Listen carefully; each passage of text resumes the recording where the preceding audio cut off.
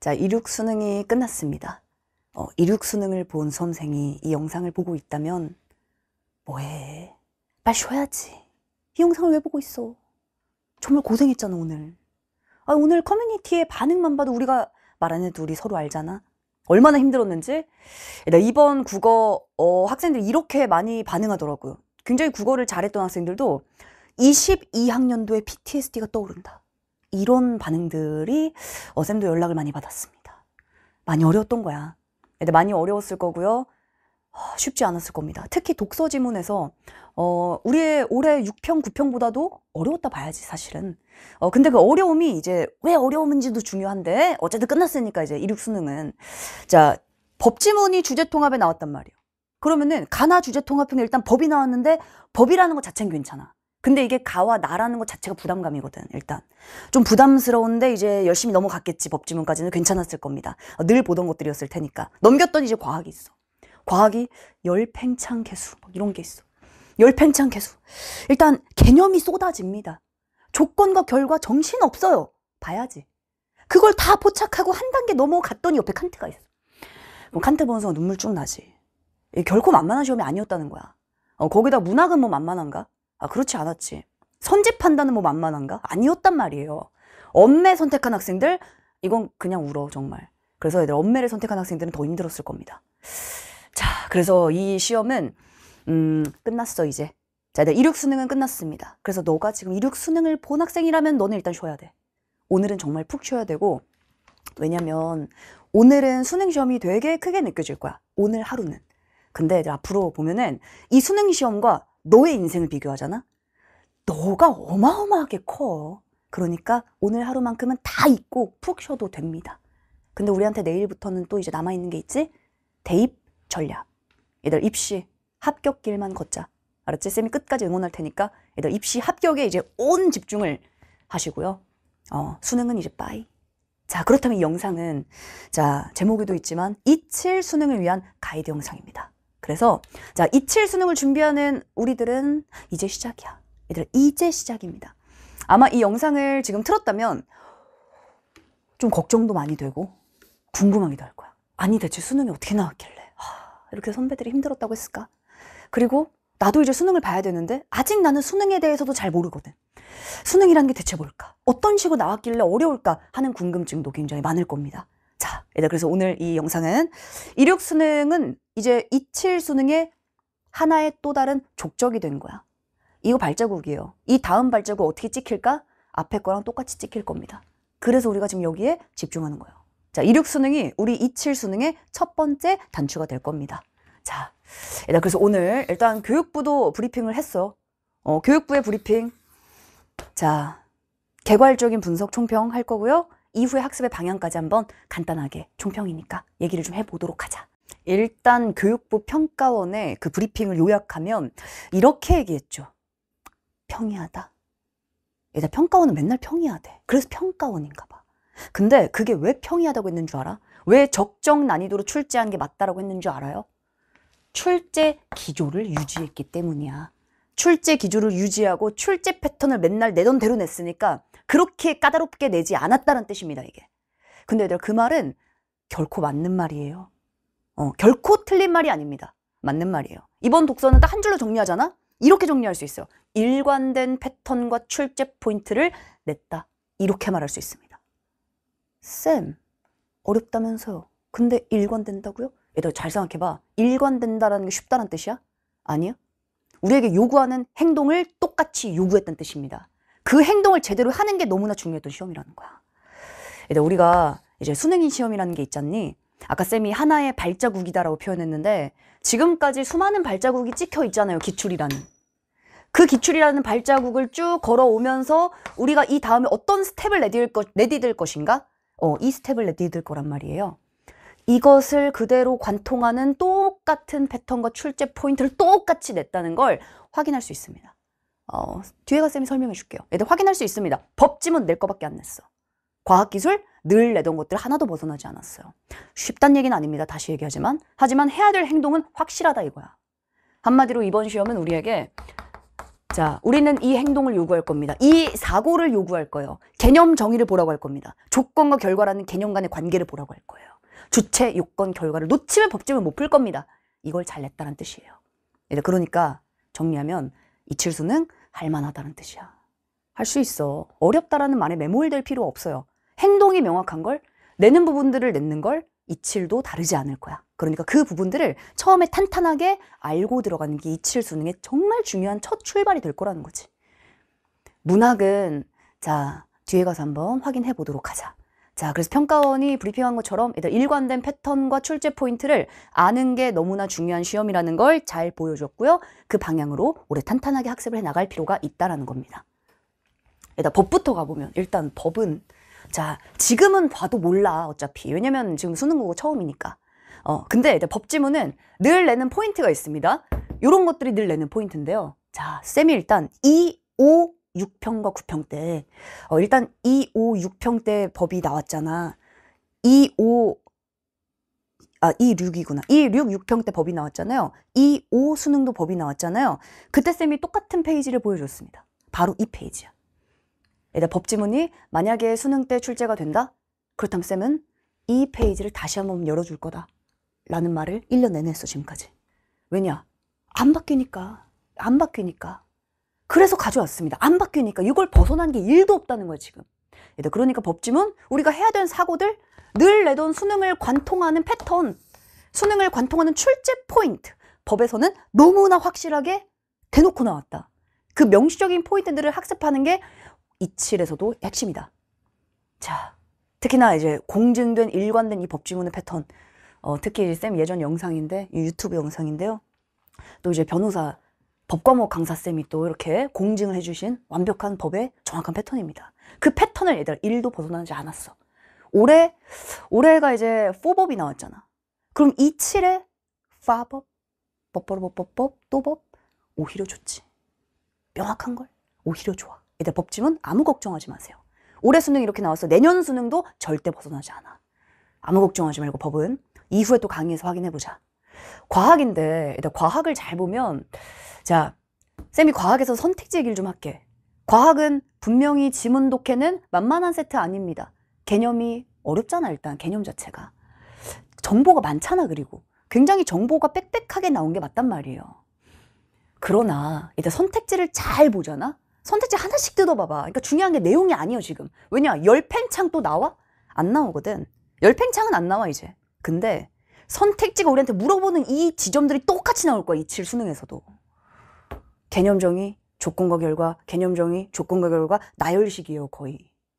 조건과 결과, 조건과 결과, 조건과 결과, 조건과 결과. 11번은 조건과 결과입니다. 다 면이거든. 면경우 떼시 따라서 보면 다 면이거든 그냥. 12번은 그 개념과 그 조건을 결합해놨기 때문에 보통 가장 난도가 좀 높지 않을까. 하지만 내용이 어렵다라는 걸 넘어서서 그 이면을 잘 보시면 뼈대는 뭐다? 뼈대는 내가 해야 될 행동은 정해져 있었다. 그 행동에 익숙해지는 과정이 수능 국어로 공부하는 과정이야. 그러니까 이제 지금부터도 잘 생각해야 돼. 내가 수능 문제, 뭐 기출 문제 혹은 사설 모고 문제 100개, 1000개, 10,000개를 푸는 게 어떤 의미가 있을까를 잘 생각하셔야 돼요. 그걸 푸는 게 어떤 의미가 있어? 푸는 건 의미 없어요. 그걸 푸는 과정에서 내가 이런 사고를 반복적으로 해 나가야 되는 게 잡히고 체화되는 게 그게 의미가 있는 거야. 그걸 너무나 잘 보여준 시험이 이번 과학기술이었다라고 말할 수 있다는 거지. 자, 이후에 한번 요 세트는 우리가 문제를 같이 풀어보겠지만 풀어보면 알 거야. 아, 이런 것들 내는구나. 이걸 근데 이때도 냈네, 저 때도 냈네, 그때도 냈네. 아, 앞으로 이게 나오는구나. 이게 잡혀야 된다고. 우리가 공부할 때는 이 하나하나의 지문이 우리의 목표다라고 생각하시면 안 돼요. 수업에서는 모든 수업은 다 이 지문들 하나하나 완벽하게 하는 걸 배우지만 이 지문들 하나하나가 안 나온다고. 뭐가 나오냐면 이 지문들 하나하나에서 반복적 물어보는 그 관통하는 기준이 똑같이 나온다고요. 그걸 학습하는 걸 필요로 합니다. 그게 수능이에요.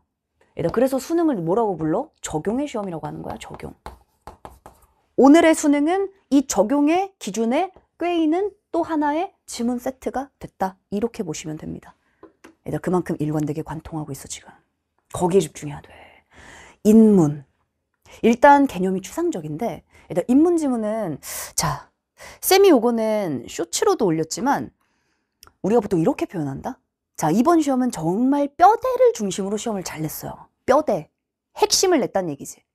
자, 핵심을 냈다는 건 깊이 안 들어가도 그냥 봤을 때도 알 수 있어. 근데 핵심을 물어봤다라는 걸 확인할 수 있는 가장 쉬운 방법이 뭐냐면 문제를 보면 돼, 문제. 일단 수능의 문제 종류는 딱 두 개가 있어요. 적절한 문제와 어떤 문제? 적절하지 않은 문제가 있어. 적절한 문제는 핵심을 묻는 문제고요. 적절하지 않은 문제는 디테일한 세부사항을 묻는 문제입니다. 그게 아예 처음부터 매뉴얼의 유형이에요. 일단 적절한 문제, 말 그대로 핵심을 묻는 문제. 핵심을 물으면 좀 쉽겠어, 어렵겠어? 핵심은 딱 피낼 곳도 정확하잖아. 주장 한 줄이 핵심이고 비판 한 줄이 핵심이고 핵심이거든, 핵심? 핵심을 묻는 문제가 올해 수능에 몇 개 나왔을까? 아직은 2025년이니까 올해라고 표현할게. 자, 2.6 수능에 몇 개 나왔을까? 몇 개 나올 거라 예상할 수 있었을까? 항상 쌤이 질문했거든, 현장에서도. 모고 풀 때 막판에. 핵심 몇 개 나온다고 했어. 왜 핵심에 집중 안 하니? 주장 한 줄 찾으라니까? 비판 딱 한 줄. 한 줄이야, 한 줄. 아무리 내용이 어려워 보여도 한 줄밖에 안 된다고요, 한 줄. 개념 하나라고, 한 줄이라고.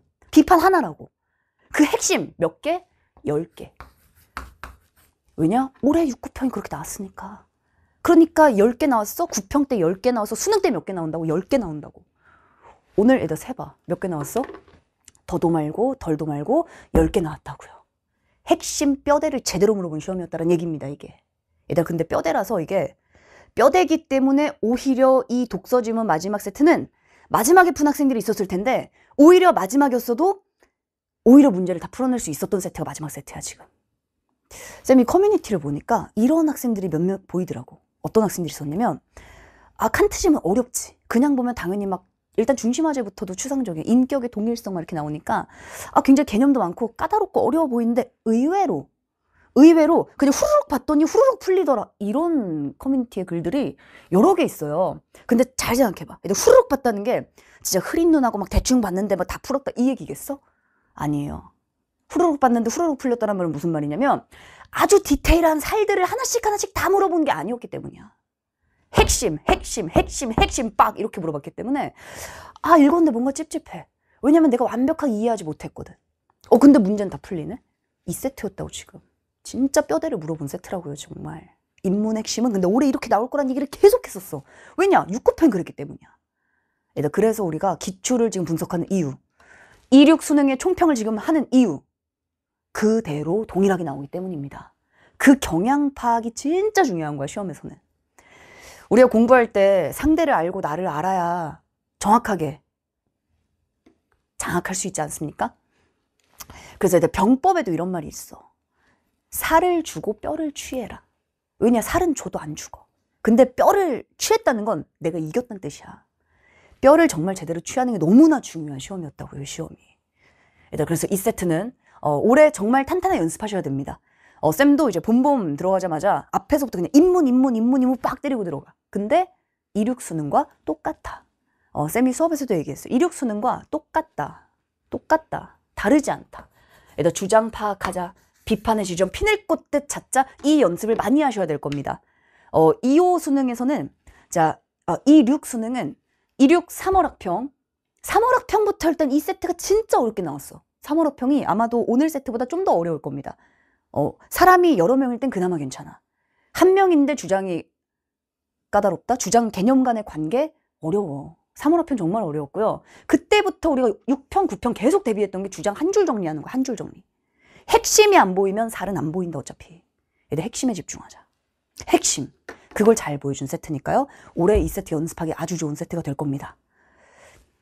쌤 학생 중에도 쌤이 막판에 최종 정리 팁 같은 걸 이제 현장에서도 다 나눠주고 이제 대성에서도 나눠주고 했는데 거기 보면 이제 선배들이 나는 이렇게 막판에 정리했다 하는 것들이 많이 있어요. 우리는 이제 시작하니까 아직은 잘 모르지만 수능 파이널, 수능 코앞까지 와보면 정말 중요한 명제들이 몇 가지가 있는데 그 중에 하나가 이 친구는 서울대 경영학과야 지금. 근데 그 친구 또 자기 계획서에 뭐라고 써놨냐면 독서 지문을 100% 이해하려는 강박을 버려라라고 써놨어. 그게 정말 맞는 말이거든, 막판엔. 오늘 같은 시험을 봐봐. 시간이 부족하다니까? 시간이 부족한데 이걸 하나하나 내가 모든 것들을 다 완벽하게 이해할 거야. 아무것도 이해하지 못한 거야. 뼈대랑 살을 구분하지 못하는데 살까지 하나하나 다 보다 보면 삐보배보 종치는데요. 일단 핵심을 집중하자. 핵심에. 그걸 보여준 세트가 입문이었다고 볼 수 있을 겁니다. 그 입문지문의 핵심은 명확하다. 충분히 해낼 수 있다는 얘기야. 오히려. 칸트에 대해 알려고 하지 마. 이 뼈대에 대해 알려고 하세요. 그게 출제가 될 거니까. 자, 문학으로 넘어가자. 자, 문학은요. 자, 일단 수군가가 출제가 됐습니다. 일단 수군가는 판소리. 판소리 생각해봐. 자, 학생들이 지금 독서를 풀고 왔어. 마음이 너무 급해. 근데 수군가야. 거기다 고어도 많아. 근데 얘들아 수군가. 그래서 핵심 뭐야? 스피드야. 스피드. 얘들아 수군가는 어때요? 널널할까? 아니면 좀 갈래가 낯설잖아. 판소리니까. 노래잖아. 그러니까 좀 낯설고 말도 어렵고 막 이것저것 표현법도 다양하고 막 이렇단 말이야. 그렇다면 시간이 더 오래 걸리면 바보팅 탱탱이야. 얘들아 수군가는 진짜 크게 보셔야 돼. 노래라니까? 사건이 많을까 적을까? 노래란 얘기는 말 한마디라도 자 집중하자 이게 아니라 집중을 하세요 뭐 엄청 길단 얘기야. 그러니까 사건이 별로 없어요. 사건이 적어. 근데 얘들아 노래 발화 길다고 했지. 말이 엄청 길어. 일단 다 말이야 웬만하면. 그거 처리한 연습을 1년 내내 한 거야 우리가. 발화가 길 때 핵심 뭐다? 핵심 뭐라고 했지? 아직 모르지. 핵심이 뭘까? 의도 한 줄 파악하는 거야. 의도 한 줄. 크게 봐놓고 선지 판단할 때 어떻게 해? 일치불일치 팩트체크 빨리빨리 하셔야 되는 거야. 이거 하나하나 똑같다. 이거 하나하나 번역하잖아. 기억 안 난다고. 읽고 나면. 정말 기억 안 나요. 그래서 한 줄 이거는 뭐가 어떻게 읽어야 될지 모른다는 뜻이거든. 일단 수군가는 크게 가면 사실 어려울 게 없었던 세트입니다. 판소리의 패턴에 집중하셔야 돼. 판소리의 패턴, 그 내용들을 출제했기 때문에요. 그 내용들은 이후에 우리가 또 수업에서 다뤄보도록 하자. 팩트체크, 공간이야. 팩트체크, 굉장히 중요한 포인트들, 늘 나오던 부분들, 사건 파악하는 지점들, 공간, 시간. 그리고 판소리가 나왔네, 노래가 나왔네, 표현법이에요. 표현법. 비판, 상황 강조, 과장. 아니 앞에서 비판하는데 그걸 그냥 지나갈 거야? 그걸 출제한다는 얘기인데 지금? 그래서 의도를 잡아주는 부분들을 생각하면서 읽어 나가야 속도가 빨라지는 거야. 속도가. 일단 문학의 핵심은 속도라는 거 잊으면 안 돼. 올해는 더 그렇겠지? 문학에서 속도 확실히 땡기셔야 됩니다. 오늘 시간 부족했다는 얘기가 너무너무 많았어요. 문학에서 속도를 팍팍 땡기셔야 돼요. 자, 현대시는 자 일단 요게 나왔어. 페르 아스페라 아드 아스트라. 고난을 넘어 별을 향하여. 자연물한테 깨달음 얻는 작품들이 출제 포인트 1순위라고 얘기했어요. 그지? 자, 근데 여기서 핵심은 뭐냐면 비연계를 얼마나 빨리 해석했느냐, 얼마나 선지 판단을 정교하고 정확하게 했느냐. 일단 문학은 선지 판단이라는 걸 여실히 보여준 세트가 이번 문학입니다. 자, 일단 고전 수필. 자, 고전 수필은 야 이거는 진짜 쌤이 현장 모의고사 할 때 마지막 시간에 딱 이런 수필이 나왔거든. 고전 수필이 마치 인문같이 뭐 갑자기 이기론 나오니까 막 심한 말은 못하겠고 갑자기 이기론이 나와. 막 문학인데 지금 미쳐버리겠는데 막 이기론 나오지, 막 고전 수필 막 할 거 많아 보이지, 이 나오지, 막 앞부분에도 막. 그러니까 정신없다? 아니야. 아니지. 오히려 자, 이 세트는 오히려 보기 안에 뭐가 들어있습니까? 필자생활 들어있지. 필자생활 처음부터 알려주고 시작하잖아. 수필이야말로 필자생활 몇 줄? 딱 한 줄입니다. 한 줄. 자, 그리고 필자생활과 대비 딱 2개만 보라고 했잖아. 이즘을 논함이 떠오르지 않아요? 이즘을 논함보다 쉬워. 근데 대비는 확실해. 대비는 구분해야 됩니다. 필자생활 명확히 한 줄밖에 안 돼. 그걸 얼마나 누가 빠르게 하냐, 이게 핵심이라는 거야. 그리고 그리고 팩트체크 해야지. 왜 안 하지? 21번 그냥 23번 그냥 팩트체크이라 팩트체크. 자, 그 얘기는 수업 때 이후에 하도록 하고요. 26번 대비, 그리고 필자생 한 줄이야. 그냥 한 줄. 그거 연습하면 돼. 자, 올해 1년 동안도 수필은 이것만 연습했습니다. 왜냐? 이것밖에 안 물어봐요. 내용은 계속 바뀌어. 다음번엔 이 말고 다음번엔 정약용이 나올 수 있습니다. 하지만 안 바뀌어요. 수필. 안 바뀝니다. 그걸 잘 보여준 세트라고. 그러니까 이 세트는 꼼꼼하게 분석하고 수필 공부하자. 수필 어차피 2개만 잘하면 돼. 근데 그 2개를 반복적으로 연습을 많이 하셔야 될 겁니다. 쉽지 않으니까. 하지만 반복하시면 돼요. 일관되니까. 되셨지? 자, 수필 굉장히 명확하게 출제됐다. 자, 이제 현대소설, 사건 파악, 회상 들어오자. 사건 파악, 그리고 자, 현대소설은 비연계긴 하지만 난도가 아주 까다롭진 않았어요. 우리가 앞에서 풀었었던 여타 다른 기출의 현대소설 비연계랑 비교해보면 그렇게 어려운 세트는 아니었단 말이야. 하지만 나올 건 나왔지? 초점화 나왔고요. 초점화에 이제 부정적 인물, 약간 미스터 반 같은 느낌. 근데 더 중요한 건 뭐냐면 문제 유형을 반드시 의식해야 된다는 거야. 왜냐? 우리는 천천히 읽고 천천히 푼다가 아니거든. 제대로 읽고 빨리 푼다야. 정확하게 푼다예요, 빠르게. 그러니까 문제 유형에 따른 접근이 확실해야 되는 거야. 이번 현대소설 크게 사건 파악한다. 유형별 접근 제대로 한다. 그래야 선지 판단의 행동 강령을 빨리빨리 적용해서 속도를 낼 수가 있단 말이에요. 일단 속도, 시간, 올해는 쌤도 더 강조할 겁니다. 속도와 시간. 근데 속도랑 시간을 땡기는 방법이 뭘까? 왜냐면 막판 가면 학생들이 시간에 대한 고민과 스트레스가 엄청나. 그럴 수밖에 없지. 변별력을 주려면 시간을 진짜 타이트하게 만들어서 줄 거거든. 특히 28 수능 전에, 그지? 27 수능이 이제 우리가 올해 교육과정 마지막이라는 거 알잖아요. 자, 이제 그때 어떻게 속도를 땡길까? 지금부터 이걸 기억해. 진짜 중요한 지점인데 시간이 중요한 게 아니에요. 뭐가 중요하다? 행동이 중요하다. 얘들아, 시간은 행동이 결정합니다. 어떤 행동을 하냐에 따라 시간은 완전히 달라져요. 사건 파악, 문제 유형에 따라 무슨 행동, 무슨 생각을 그 순간 하느냐가 시간을 바꾸는 거야. 유형별 접근 하자. 알았지? 그래야 속도를 땡길 수 있어. 그래야 속도를 땡길 수 있습니다. 자, 내가 고전 시간은 자, 일단은 쌤도 요거는 또 EBS 막판 정리 영상이랑 올렸는데 어떤 학생이 방금 전에 올렸더라고요. 현장에서 북새공 나올 때 야 소리 질렀다고. 근데 중요한 건 연계가 아닙니다. 연계가 아니에요. 뒤에는 욕이 써 있어서 독서가 어려웠다 이런 욕이 써 있어서 모자이크 처리한 거고. 일단 중요한 건 연계 이게 아니라 연계되면 뭐해? 핵심이 뭔데? 선택지라니까? 일단 변별력은 선택지에서 나오는 거야. 이번 고전시가 일단 사설시조 보기 가이드 얼마나 친절한지 봐봐. 보기 역할을 이렇게 하는 거야. 수능에서는 가이드를 잡아주지. 그리고 팩트체크 왜 안 하지? 그러면 여기서 답이 없다고요. 어렵다고. 이 34번은 많이 틀렸다면서. 쌤이 이거 보고 얼마나 답답하고 얼마나 마음 아팠는 줄 알아. 너무 고생했지만 팩트체크 끝까지 하셔야 됩니다. 그러니까 선택지를 판단하는 시간을 더 줘야 되는 거야. 문학은. 당연해요. 독서도 마찬가지예요. 지금. 지문 독해에서 내가 90%를 하고 선택지는 다 알아서 되겠지라는 시대가 지난 지 오래야. 선택지 변별력 너무나 강력하게 줬다고요. 특히 문학에서. 자, 얘들아 선택지 집중하자. 선지 판단 여기 집중하려면 지문 독해에서 시간을 땡기셔야 돼. 지문 독해 시간 어떻게 땡길까? 어떻게 땡기긴 행동으로 땡기는 거야. 고전시가 해석, 고전시가의 핵심. 그걸 모르면 시간은 계속 갑니다. 왜냐? 번역이 안 되면 막히면 안 돼, 해석이. 처음 보는 비연계 만나잖아? 엄청 오래 걸려요. 그래도 완벽하지가 않아. 왜냐? 모든 걸 내가 다 중요하게 번역하고 있으면 다 읽고 나면 아무 생각도 안 남으니까, 머릿속에. 일단 고전시가 핵심에 집중하자. 속도, 행동에 집중하자. 고전시가 행동 몇 개 안 돼. 그 정도 해내잖아? 그럼 핵심은 선지 판단인데 선지 판단도 랜덤하냐? 랜덤하지 않아. 함정도 내는 것들 계속 냅니다. 선지 판단하는 방법도 범주가 정해져 있습니다. 거기에 익숙해져야 되고요. 거기에 익숙해진다면 26 수능 충분히 제 시간 안에 내가 원하는 점수 낼 수 있어. 그러니까 우리는 이걸 통해 27 수능을 대비하자. 자, 일단 화작은 평이하게 나왔기 때문에요. 평이하다는 얘기는 자 무슨 뜻이냐면 늘 내던 유형과 사고의 방식이 똑같았다. 이렇게 생각하시면 됩니다. 언매는 좀 까다로웠을 거예요.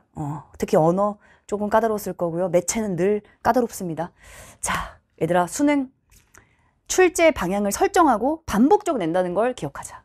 26 수능의 경향, 26 수능은 이제 끝났습니다. 우리에겐 27 수능이 남아있어요. 일관된 패턴과 출제 포인트를 학습하면 충분히 해낼 수 있는 시험이야. 그러니까 우리 쫄지 말고 자신감을 갖고 자 시작해 보도록 하자. 자, 얘들아 나머지 해설 내용과 수능에 대한 자세한 문제풀이는 우리 또 이후에 강좌와 해설에서 같이 열심히 공부해 보도록 하겠습니다. 고생하셨습니다.